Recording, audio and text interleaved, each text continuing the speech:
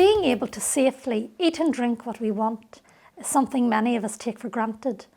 It is a daily pleasure that is integral to our lives, yet for some people with eating, drinking and swallowing difficulties, food and drink may present a danger, and this affects the fabric of their daily life.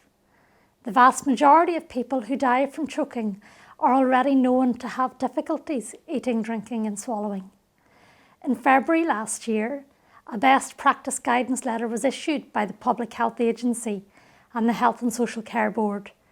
There were 6 recommendations to improve the care provided to people with eating, drinking and swallowing difficulties at risk of choking. Since then, there have been a further 10 deaths from choking across Northern Ireland. It is clear that there is a need to improve the safety of care provided to people at risk of choking. RQIA has undertaken a review which focused on the improving systems to prevent choking across Northern Ireland.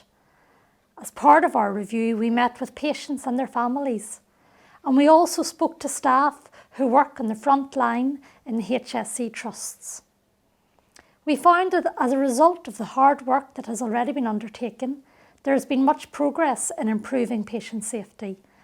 Our expert review team highlighted many examples of good practice undertaken by dedicated staff across the trusts. We identified opportunities to improve things further and support staff to do their job well.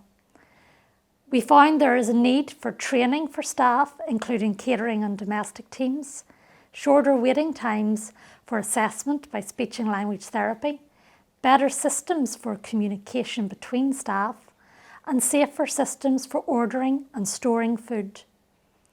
The pandemic has contributed to unprecedented staffing shortages, and this has made the provision of care much more challenging. There is now a need for a sustained and coordinated effort to strengthen the safety systems related to choking across the region. Our expert review team has made 12 recommendations which, if fully implemented, will ensure better outcomes for people living with eating, drinking and swallowing difficulties and should see a reduction in choking-related incidents across our region.